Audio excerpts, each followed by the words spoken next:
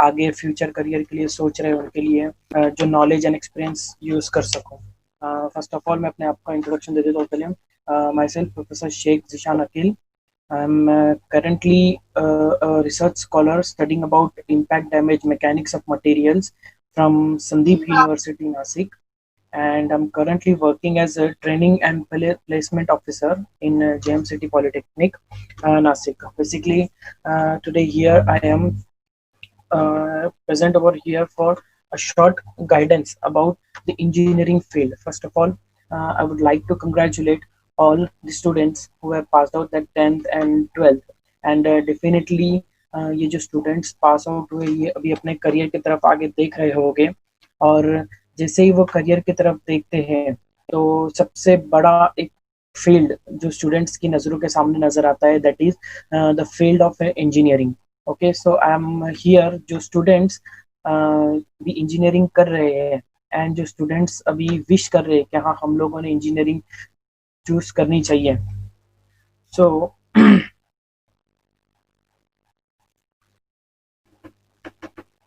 Just a minute.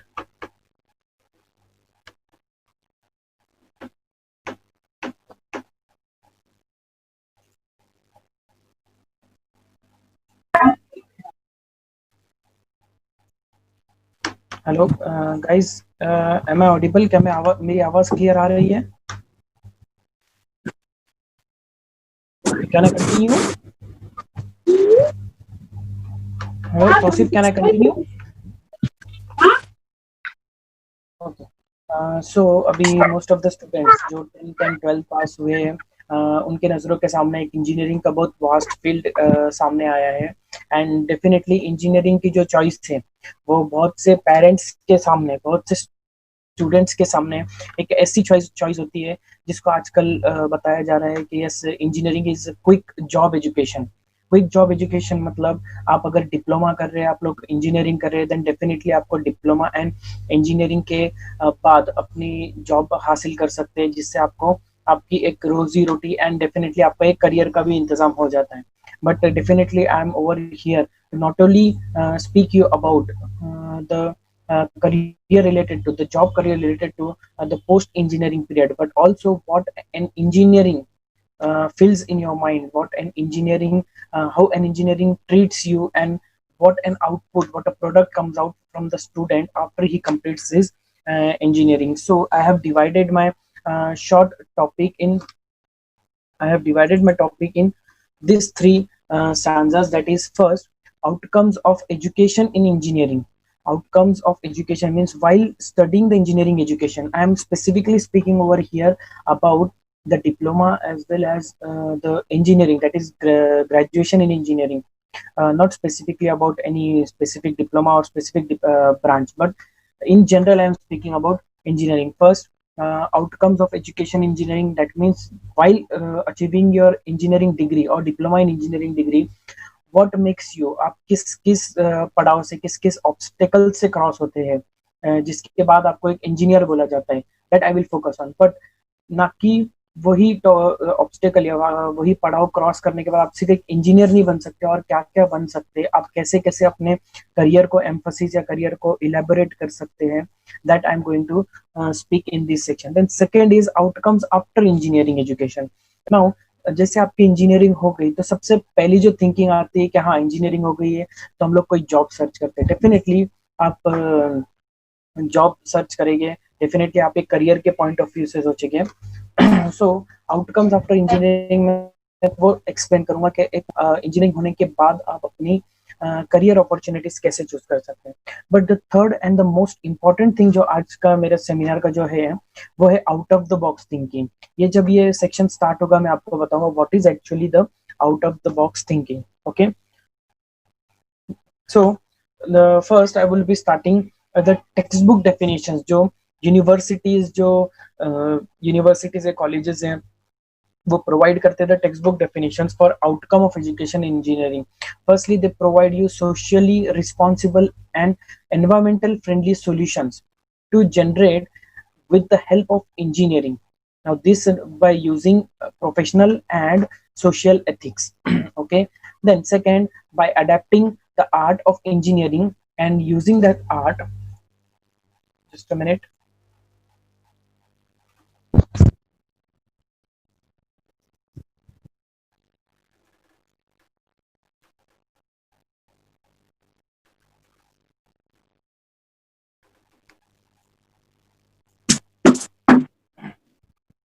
हाँ तो क्या हुआ, कुछ problem? Hello.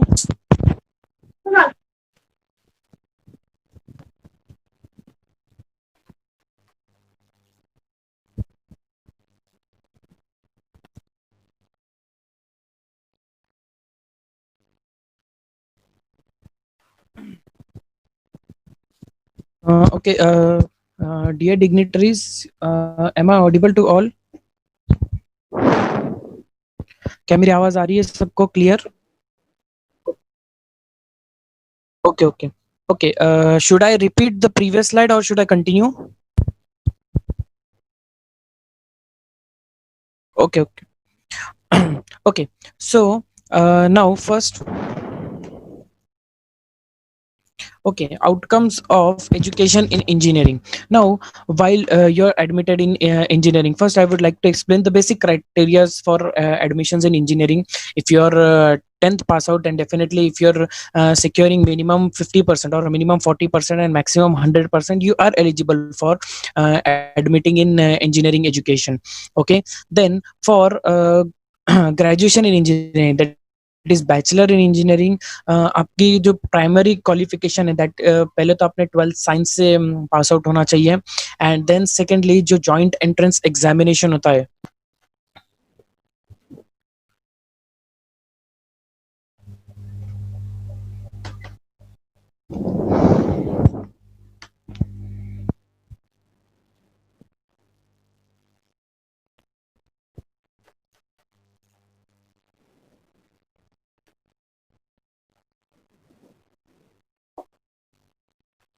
Wait a minute guys.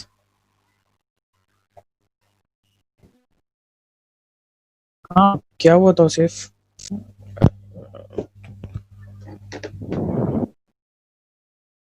Okay तो जैसे आफ्टर 12th आप लोग ग्रेजुएशन में एडमिशन ले सकते हैं, बट द कंडीशन इज कि आप लोगों को जॉइंट एंट्रेंस एग्जामिनेशन जो JEE जिसे बोला जाता है वो आपको क्लियर करना रहेगा, and then with respect to the score of that JEE आप लोग आपके डिजायर्ड या interestful college as well as branch में एडमिशंस ले सकते हैं। फर्स्ट उसके ब्रांचेस पे फोकस करने से पहले मैं वो फोकस करना चाहूँगा कि इंजीनियरिंग एजुकेशन में एक्चुअली होता क्या है। बेसिक लेक्चर और प्रैक्टिकल तो हर जगह होते हैं, बट यहाँ के बेसिक लेक्चर और प्रैक्टिकल में क्या है, दो थिंग्स होती है। फर्स्ट, आप जो चीज पढ़ रहे हैं वो किसी एग्जाम के लिए पढ़ रहे हो, एग्जाम पास करने के लिए पढ़ रहे हो, देन एग्जाम आप पास करोगे, देन डेफिनेटली आपको डिग्री मिलेगी, देन डिग्री मिलेगी तो आपको जॉब मिलेंगे। अगर ये थिंग्स आप पढ़ रहे हो तो डेफिनेटली आप कोई और से भी, या कोई जैसे अभी वर्चुअल लेक्चर्स चल रहे हैं वैसे भी आप अपना एजुकेशन कंटिन्यू कर सकते हैं। But what is the most important thing in practical and lecture of engineering, that lecture teaches you the ethics and communications of application of that engineering sections, और वो इंजीनियरिंग सेक्शंस आपको मिलते हैं practicals में। यही वो प्रैक्टिकल्स होते हैं जहाँ पर आपको basic knowledge starting from the use of instrument to the application of instrument. तो ये इंजीनियरिंग का एक शॉर्ट टर्म डेफिनेशन होगा कि the theoretical knowledge, use of that theoretical knowledge to the application of that theoretical knowledge. और वो knowledge ही किस काम का जब आप उसे सही ढंग से या सही जगह पर अप्लाई ही नहीं कर सके। तो एक इंजीनियरिंग एजुकेशन आपको जो एक्सप्लोरेटरी फैसिलिटीज देते हैं, ओके, दैट आर फर्स्ट जो इंडस्ट्रियल विजिट्स होते हैं।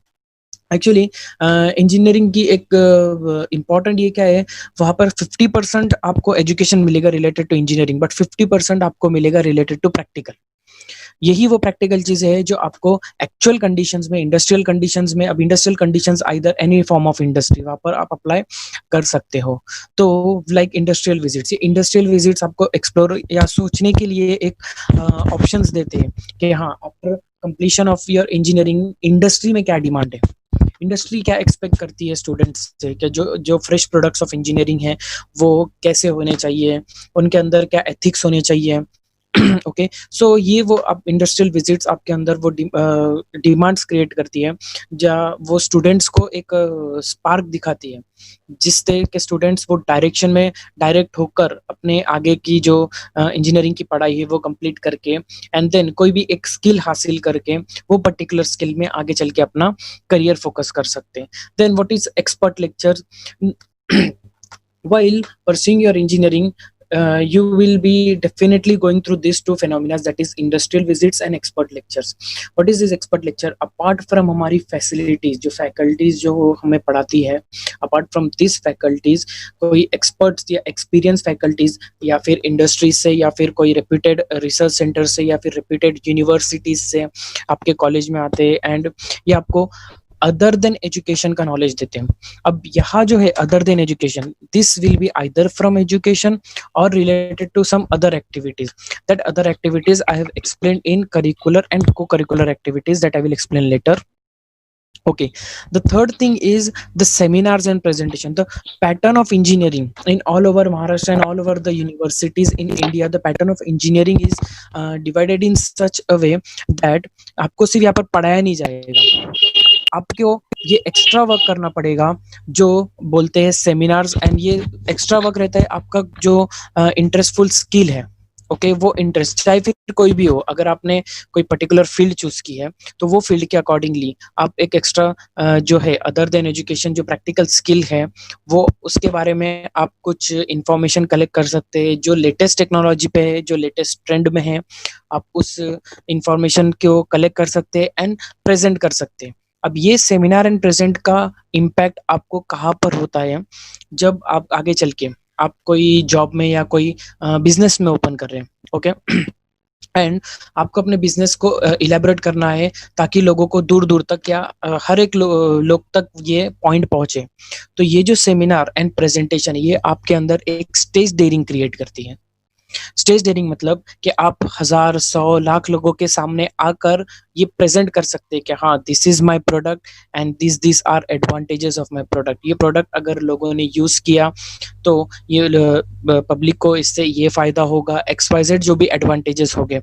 आप ये डेयरिंग से, आप वो कॉन्फिडेंस से वो पब्लिक तक कन्वे कर सकते हैं, पीपल तक कन्वे कर सकते हैं. That is the major outcome of seminar and presentation. आपके अंदर एक डेयरिंग आ जाती है जिसकी वजह से आपका कम्युनिकेशन इतना फ्लुएंट एंड कॉन्फिडेंट हो जाता है कि आप अपने तरीकों से, अपने कम्युनिकेशन से ही 50% इन्फ्लुएंस कर सकते हैं आपके क्लाइंट्स को. ओके, नाउ देन उसके बाद आता है एक प्रोजेक्ट.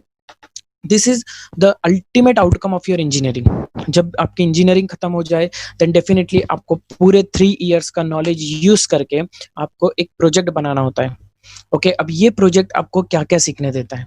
सबसे पहले ये प्रोजेक्ट की वजह से आपको सीखने मिलता है team work. What is team work? अगर आपको कहते हैं एक कहावत है, अगर आपको बहुत दूर तक जाना है तो आप अकेले चलो.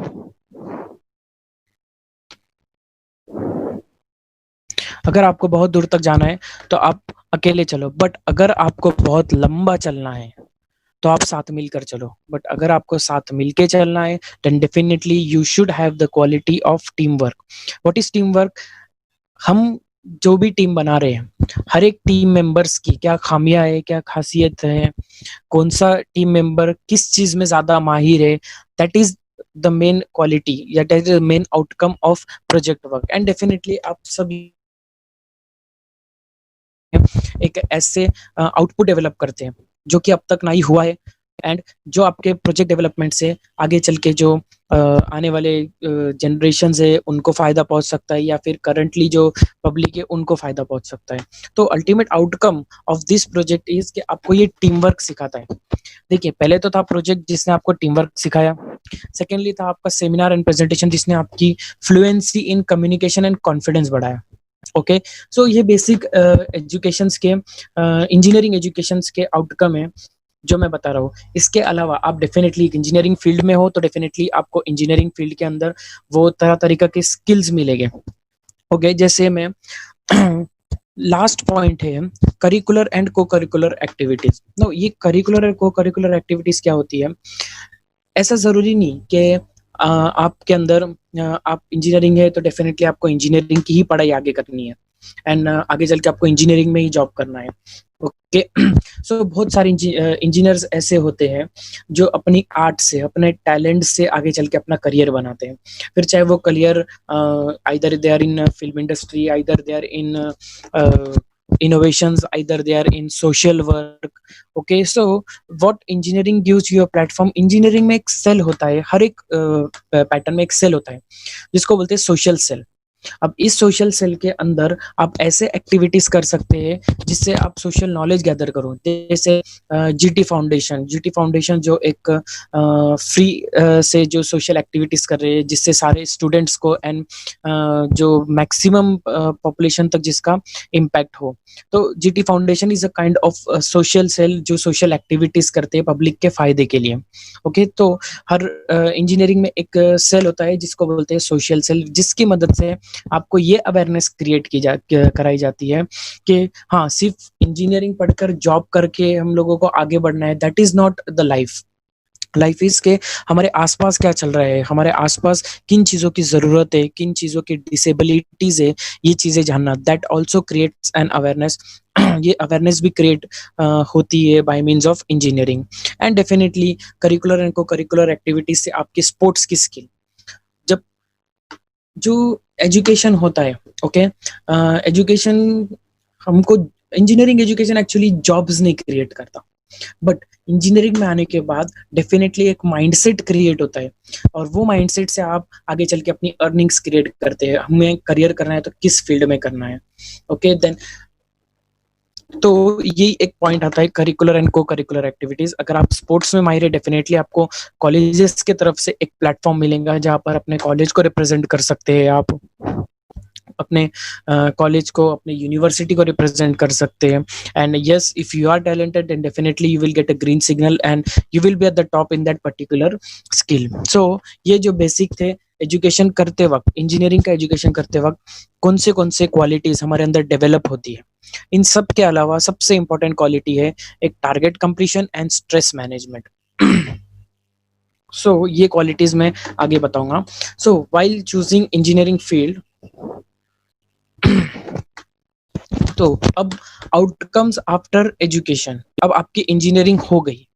ओके तो इंजीनियरिंग होने के बाद आप कौन से सेक्टर्स में अप्लाई कर सकते हैं जॉब के लिए। ओके सो सबसे पहला सेक्टर है civil service.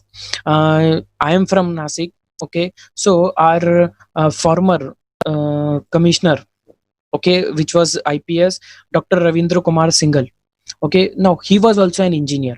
He was a graduate in electrical engineering, then he has masters in electrical engineering, as well as he was a PhD from electrical engineering.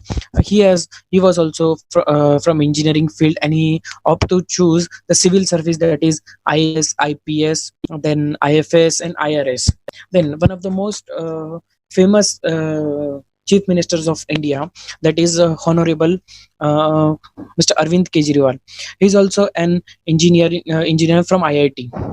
He also opted for civil service. He was doing his duty in custom and excise department, and later on he joined the politics for the development. Okay, then this is some civil service you can join. Like if you join from mechanical engineering, you can go ahead for railway department. If you're for software development, you can go ahead for the most growing cells of India, that is cyber cell, cyber crime cell, which requires maximum number of software developers, as well as the automobiles hub in India. Now what is automobile industry? From outside, if you see any automobile industry, you will be seeing that, हमको ऊपर से क्या दिखता है कि only automobile engineers यहाँ पर काम करते हो, या फिर ओनली मैकेनिकल इंजीनियर्स, बट नहीं, एक ऑटोमोबाइल इंडस्ट्री, एक इंडस्ट्रियल 4.0 जो रेवोल्यूशन चल रहा है। ओके ये रेवोल्यूशन के तहत एक क्या पॉइंट है कि इंजीनियरिंग का हर एक टर्म वहाँ पर यूज होना चाहिए। सो एक ऑटोमोबाइल इंडस्ट्री जो है, अब मैं ऑटोमोबाइल इंडस्ट्री का एग्जांपल इसलिए ले रहा हूँ बिकॉज इंडिया एक ऐसा मार्केट है जहाँ पर सिर्फ एक इंडिया की ही ऑटोमोबाइल इंडस्ट्रीज नहीं तेजी से बढ़ रही है, बल्कि जो बाहर से कंपनीज आते हैं वो कंपनीज भी अपना मार्केट इंडिया में सेट करते हैं, और इंडिया के पॉपुलेशन के लिए वो लेवल के कार्स बनाते हैं जिससे इंडिया के लोग खरीद सकते हैं। ओके तो ये लोग भी यहाँ पर इंडिया में आके अपने सेक्टर्स डेवलप कर रहे हैं, इसलिए इंडिया को one of the largest automobile sectors of the world भी कहा जाता है। ओके, सो एक ऑटोमोबाइल इंडस्ट्री में ना कि सिर्फ एक ऑटोमोबाइल बल्कि एक मैकेनिकल इंजीनियर, एक सिविल इंजीनियर, एक इलेक्ट्रिकल इंजीनियर, एक एज वेल एज एक software developer and hardware developer भी लगता है। नाउ यहाँ पर सॉफ्टवेयर डेवलपर कहाँ लगता है ऑटोमोबाइल इंजीनियरिंग फील्ड में, कि सॉफ्टवेयर डेवलपर्स अपने प्रोडक्ट के अकॉर्डिंग वो सॉफ्टवेयर डेवलप्स कर सकते हैं, जिससे उनके सॉफ्टवेयर की मदद से वो प्रोडक्ट डिजाइन हो सके। Then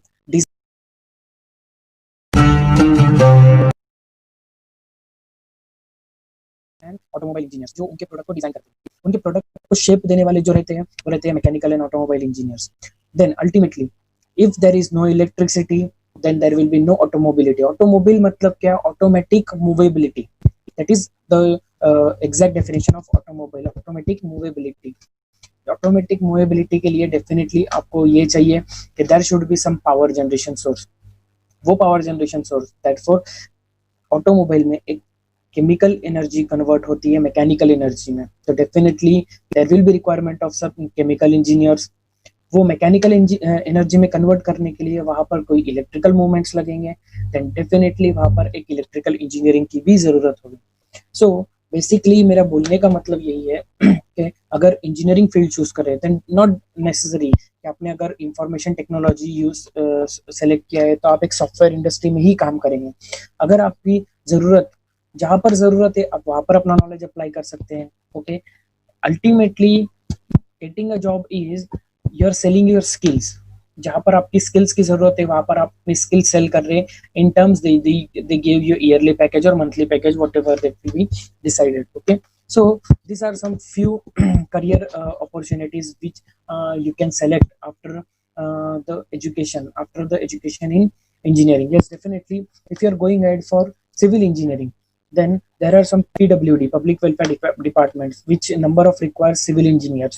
Okay, and the requirement of PWDs are more as compared to other engineering fields depending. Okay, then what is network management? Network management is actually electronics and telecommunication. Now in India the telecommunication is so spreaded and so wide, and specifically electronics. Now one of the India's company, that is Videocon. Videocon is Indian company who have started in Aurangabad. That is also an electronic company. Now where electronics will be utilized in automobile field? Yes, definitely the automobile field is currently different sensors are used in this field. Okay, in an automobile different sensors are used. Now who will design that sensor? For designing of that specific sensor some programs will be required. That programs will be developed by a software developer, but that programs will be outputted in some devices, and that devices are electronic device which are developed by electronics engineers. Okay, so these are the sum of basic job you can achieve after engineering. But what is the out of the box thinking? Now I will emphasize more on this. Why? Because the ultimate outcome of engineering is not getting you a job but giving you the skills, and with the help of that skills you can achieve either job, either money, either entrepreneurship. Okay, now what makes you an out of the box thinker? First, the necessity. Now what is necessity? Necessity is mother of every invention. India इतना complex country है जहां पर हर चीज की जरूरत, if you are particularly having a sense of that, sensing that quality, that where the necessity is required, आप उस नेसेसिटी को अपनी टैलेंट बनाकर उस नेसेसिटी के जरिए कुछ प्रॉब्लम्स डिफाइन कर सकते हैं, एंड देन वो प्रॉब्लम्स डिफाइन करने के बाद उस प्रॉब्लम्स को सॉल्व कर सकते हैं। ओके, जिसका मैं एक एग्जांपल लूंगा, मिस्टर राजीव अग्रवाल।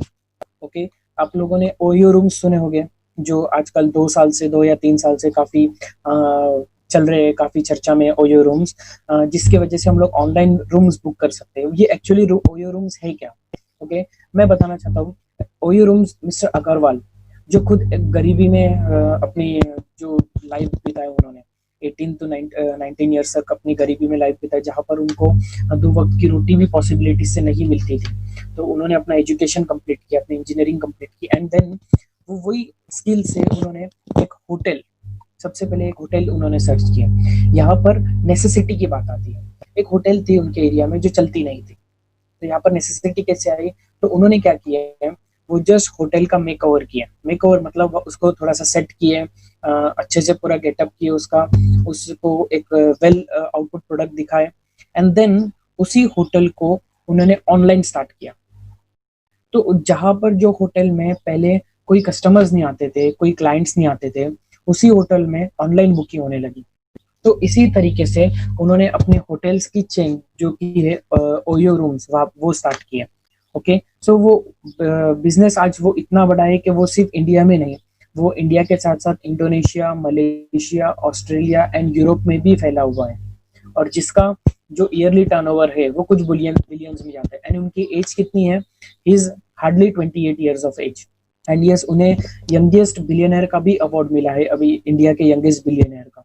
सो उनकी क्या थिंकिंग थी? जस्ट उन्होंने नेसेसिटी चेक की। नेसेसिटी क्या थी कि ये होटल चल नहीं रहा है, सो उन्होंने क्या किया, उनकी नेसेसिटी को अपने स्किल के जरिए मैच किए।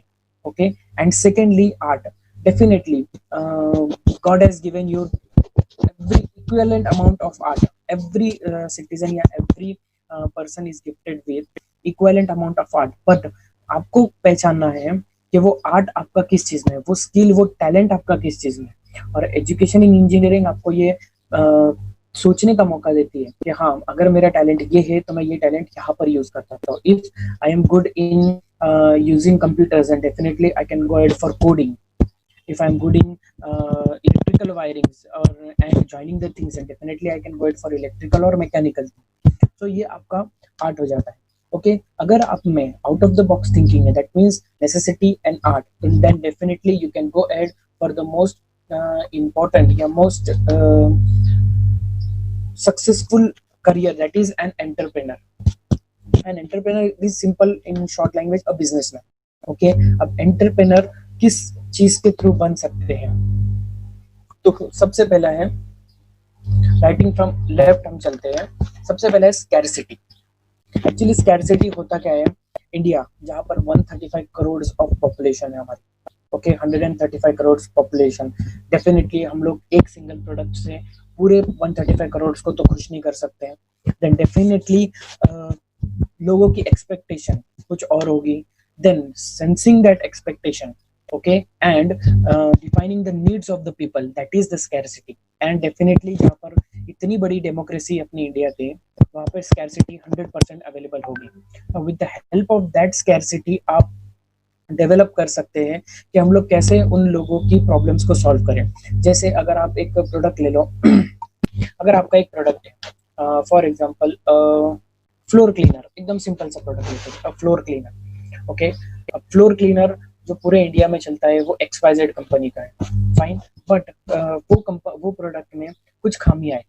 अगर आपने वो खामियां सेंस कर ली, that will be your scarcity, कि पब्लिक को वो खामियां दिख रही है। अगर आपने वो खामियां सेंस कर लिए, that will be your scarcity, and वही खामियों की मदद से आपने अगर वो पब्लिक की प्रॉब्लम सॉल्व कर ली है, then definitely you can be an entrepreneur.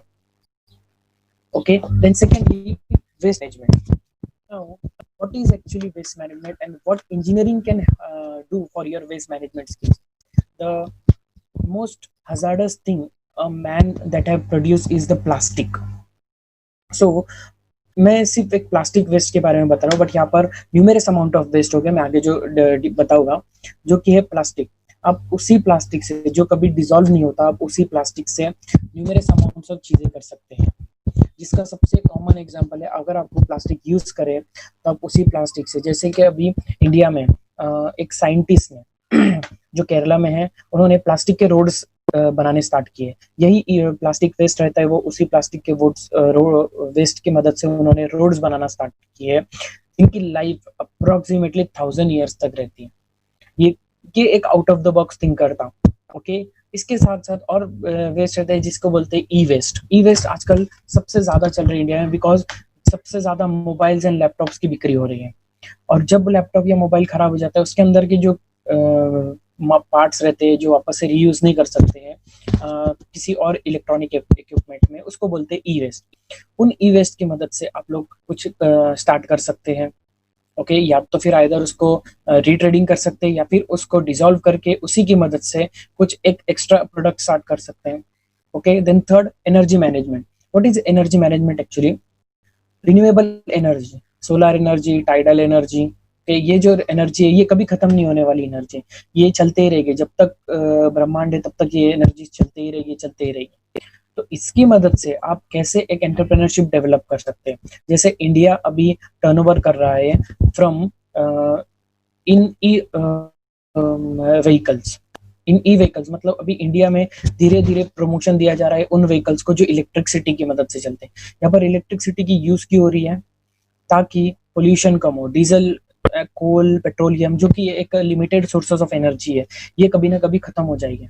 सो इनको सेव करने या इनको प्रिजर्व करके कोई अल्टरनेट अमाउंट ऑफ एनर्जी जो हम यूज कर सकते हैं जिसकी वजह से हमारे ऑटोमोबाइल मूव हो, तो वहां पर इंडिया भी वर्क कर रहा है। जिसका सबसे बड़ा एग्जांपल है जो इंडिया में बैंगलोर का जो चिन्ना स्वामी स्टेडियम है। ओके, वो पूरे वर्ल्ड में सबसे पहला ऐसा स्टेडियम है, क्रिकेट स्टेडियम है, जिसके स्टेडियम के छत पर सोलर सेल्स लगाए हैं। और वहां पर इतने सोलर सेल्स लगे हैं कि वही सेल्स को यूज करके वो उसी स्टेडियम की इलेक्ट्रिसिटी जनरेट करते हैं। देन सेकेंडली एक और एग्जांपल है जिसका नागपुर मेट्रो, जो अभी अंडर कंस्ट्रक्शन है, जिसका ट्रायल चल रहा है। नागपुर मेट्रो एक ऐसी मेट्रो है जिसको ई मेट्रो भी कहा जाता है। वो क्यों ई मेट्रो कहा जाता है उसे? बिकॉज वो मेट्रो चलती है सोलर एनर्जी पे। सोलर एनर्जी मीन्स वो डायरेक्टली सोलर एनर्जी पे नहीं चल रही है, बट सोलर एनर्जी के जरिए वो मेट्रोस पर सोलर सेल्स डेवलप किए, जिसका फार्म दिल्ली में। ओके, तो वो इलेक्ट्रिसिटी पहले जनरेट होके दिल्ली से ट्रांसमिट होके वो नागपुर में आती है। तो उसका एक एग्जांपल है एनर्जी मैनेजमेंट का। आप एनर्जी मैनेजमेंट में भी अपना करियर चूज आउट कर सकते हैं। Then third we go it for agro industry. India एक कृषि प्रधान देश है। बचपन से हम लोगों ने एजुकेशन हासिल की, हमने एजुकेशन में हमारे जो भी एजुकेशन हासिल की, हम हमेशा हमको एक चीज का इम्पोर्टेंस बताया जाता है कि इंडिया एक कृषि प्रधान देश है। That means India is an agro based industry और farming based industry. Numerous amount of farming India में अवेलेबल है। आपने इंजीनियरिंग की, दैट डज नॉट मीन आपको कोई इंजीनियरिंग का ही काम करना है, बट आपके इंजीनियरिंग के स्किल के थ्रू अगर आपने कुछ इनोवेशन स्टार्ट किए जो हमारे एग्रीकल्चरल को इम्प्लीमेंट कर रही है, जो हमारे एग्रीकल्चर को प्रमोट कर रही है, जो हमारे एग्रीकल्चर को एक अलग लेवल पर लेके जा रही है, देन डेफिनेटली आपका वो एजुकेशन वहां पर काम आएगा। ओके अब agro industry that does not mean कि आपको ग्रीन फार्मिंग भी करनी है। एग्रो इंडस्ट्री में एक पोल्ट्री फार्मिंग भी हो जाती है, गोट फार्मिंग भी हो जाती है, फिश फार्मिंग भी हो जाती है। यहाँ तक के सब एक बहुत कॉमन सी थिंकिंग है जिसको बोलते हैं हेरिकल्चर। हेरिकल्चर मतलब यहाँ पर आप बीज, मधुमक्खियों की फार्मिंग करते हैं। यहाँ पर मधुमक्खियों की फार्मिंग करके आप मधुमक्खियों से हनी बाहर निकालते हैं जो आगे चल के हनीज, आपको भी पता है एक अमाउंट है जो कितना जरूरी है हनी, और वो कितना यूज होता है पीपल्स में। सो आप एक ऐसी थिंकिंग इम्प्लीमेंट करके ये भी पॉइंट आप उसमें डालकर अपने इंजीनियरिंग की स्किल डालकर आप यहाँ पर भी वर्कआउट कर सकते हैं। एंड सेकेंडली अभी मैं पोल्ट्री फार्मिंग के बारे में एक बताऊंगा। पोल्ट्री से मुझे एक एग्जांपल पता चला लेटेस्ट में, जो चिकन कटते उसकी भी एक मशीन डेवलप हुई। डेफिनेटली वो मशीन किसने डेवलप किया होगा? जो अंडे होते हैं वो अंडे को जो कन्वर्ट करते हैं, तो वो भी एक मशीनरी डेवलप हुई है। वो machinery definitely it is an output of engineering, innovation of engineering. Okay, जब अब तक जो मैं बता रहा था ये सब थे रिलेटेड टू हार्डवेयर इंजीनियरिंग, जिसमें कुछ इनोवेशंस इन्वॉल्व है। But I will now continue for digitalization. If you are opting for software development or any kind of IT course, computer technology course, then आपके सामने सबसे बड़ा प्लेटफॉर्म जो आजकल India में चल रहा है जो है डिजिटल प्लेटफॉर्म। अभी डिजिटल प्लेटफॉर्म, अब जो हम लोग वर्चुअल लेक्चर्स ले रहे हैं, that is also a point of digital platform.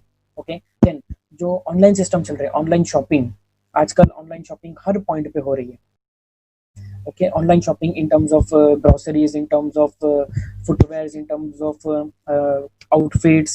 Okay, हर तरीके से ऑनलाइन शॉपिंग करते हैं। अगर आप एक स्किल, अगर आप में इतनी स्किल है तो इंजीनियरिंग वो स्किल डेवलप करती है जिससे आप में एक out of the box thinking होती है, जिससे आप समझ सकते हैं। जैसे एक एग्जांपल है, अभी एक रिसर्च चल रही है एक पॉइंट पे कि जैसे एक हमारा आधार कार्ड है जो हमारे पूरे डिटेल्स को बताता है कि हमारे पास हमारा घर कहाँ पर है, हमारा बैंक बैलेंस क्या है, जो हमारा आधार कार्ड है।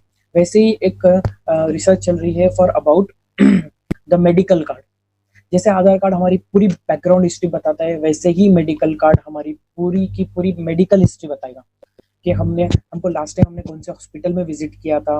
ओके, तो उसमें रिसर्च चल रही है। देन डेफिनेटली जो रिसर्च चलती है, अगर इसका आउटपुट निकला तो आउटपुट जो है पब्लिक को, ये जो आम पब्लिक है उसके लिए ही यूजफुल होता है। Okay, and the end is innovation. What is innovation? कोई भी चीज को इनोवेट करना, दैट इज एक्चुअली इनोवेशन। अगर आपने इंजीनियरिंग की है, डेफिनेटली आपके अंदर अगर आपने ये सब qualities, scarcity, waste management, energy management, agro और डिजिटलाइजेशन, ये सब पॉइंट्स में की स्कैरसिटीज अगर आपने नोट कर ली, then definitely you can go ahead for innovations. And ऐसा जरूरी नहीं कि इंजीनियरिंग का बंदा सिर्फ इंजीनियरिंग कंप्लीट करने के बाद अपना जॉब ही कर सकते हैं। डेफिनेटली वो अपना बिजनेस ओपन करेगा। अगर इन फील्ड में वो नॉलेज हासिल कर ले तो वो बिजनेस ओपन करेगा।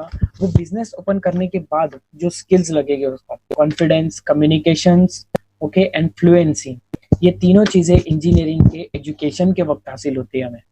तो ये बेसिकली ये पूरा एक मैंने ओवरव्यू बताया, एक शॉर्ट ओवरव्यू। एंड हाँ, 30-45 मिनट्स एक शॉर्ट स्पैन ऑफ टाइम है कि इतने बड़े इंजीनियरिंग फील्ड को एक्सपोज करने का, बट मैं जस्ट एक शॉर्ट में एक्सप्लेन किया आपको कि how you can go ahead after choosing the option of engineering.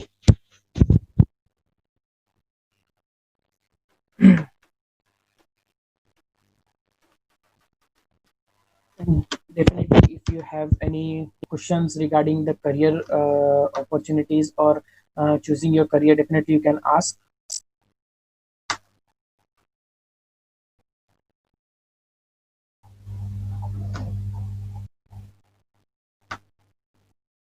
Hello. हाँ, अस्सलाम वालेकुम। हाँ सर, बोलिए। सर कुछ लोग ऐसे, हाँ, कुछ लोग कंफ्यूज रहते हैं, बच्चे आज भी कुछ बच्चे आए थे, वो कंफ्यूज रहते हैं कि बेटर क्या है, डिप्लोमा बेटर है या डिग्री बेटर है? आप पे ओके सर, मेरी आवाज़ आ रही है क्लियर? हाँ हाँ, क्लियर आ रही है सर। ओके। सो ये एक बहुत कॉमन सा कंफ्यूजन है, डिप्लोमा और graduation. Okay, now what is actually higher studies? अगर आप 10th के बाद 11th और 12th ऑप्ट कर रहे हैं, देन अगेन आप 12th के बाद फिर से वो 2-3 सेक्शंस के सामने अक्रॉस हो गए जो आपने 10th के बाद किए। But definitely diploma is quickest qualification to get a job, जो हमारे इंडियन सर्कुलरिटी का एक कॉमन सा डेफिनेशन है डिप्लोमा के। एक डिप्लोमा मतलब शॉर्ट टर्म कोर्स, एक कोर्स है जिसको आप एक शॉर्ट टर्म नॉलेज से यूज कर सकते हैं। ऑब्वियस है उसका जब डेफिनेशन ही शॉर्ट टर्म है, देन उसका एप्लीकेशन भी शॉर्ट टर्म होगा। देन अगर आपको वही नॉलेज और एक्सप्लोर करना है, then definitely you have to go ahead for engineering. So ये है कंफ्यूजन, बहुत कॉमन सा कंफ्यूजन है आजकल के स्टूडेंट्स में कि हमें डिप्लोमा चूज करना चाहिए या नहीं करना चाहिए। डेफिनेटली आप चूज कर सकते हो डिप्लोमा, क्योंकि अगर आपको ऐसा लग रहा है कि आप डिप्लोमा के बाद ही जॉब करना चाहते हैं, तो डेफिनेटली आप डिप्लोमा के बाद जॉब कर सकते हैं। और जो इंडियन गवर्नमेंट है, इंडियन गवर्नमेंट डिप्लोमा का एक स्पेसिफिक रोल है। अगर आपको एक मीडियम स्केल बिजनेस ओपन करना है, then as per the ministry of MSME, using your qualification of diploma, आप वो स्कीम्स भी हासिल कर सकते हैं गवर्नमेंट से।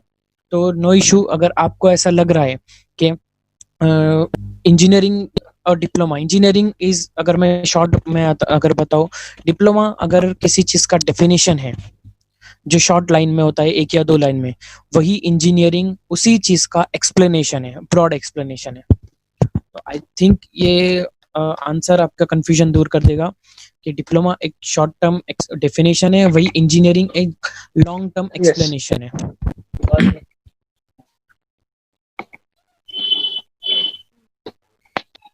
डब्ल्यू पे बोल रहे हैं।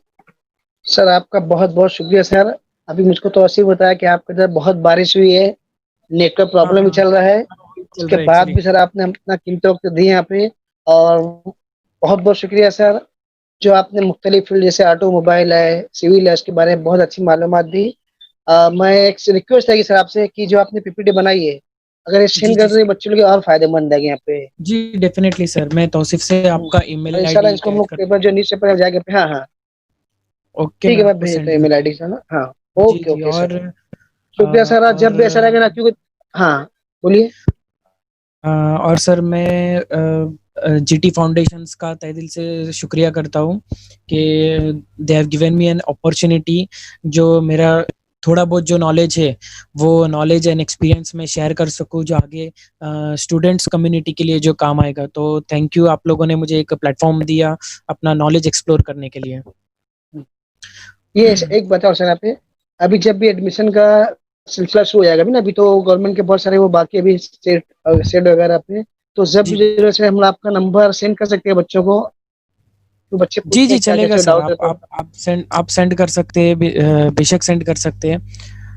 ओके ओके, थैंक यू अगर सर यहाँ पे। उनको ना कि सिर्फ डिप्लोमा डिप्लोमा के बाद अगर उनको इंजीनियरिंग गाइडेंस लेना है, देन डेफिनेटली मैं इंजीनियरिंग का भी गाइडेंस दे दूंगा। अगर वो इंजीनियरिंग के बाद अगर है कि उन्हें अपना पोस्ट ग्रेजुएट करना है इंजीनियरिंग में, देन अच्छा अच्छा, डेफिनेटली मैं पोस्ट ग्रेजुएट का भी उनको मेरे कैपेसिटी में जितना है मैं उतना गाइडेंस दे दूंगा। जी जी सर, बहुत बहुत शुक्रिया सर, ठीक, थैंक यू सर। जी, thank you sir, thank you Tauseef. जी, थैंक यू सर।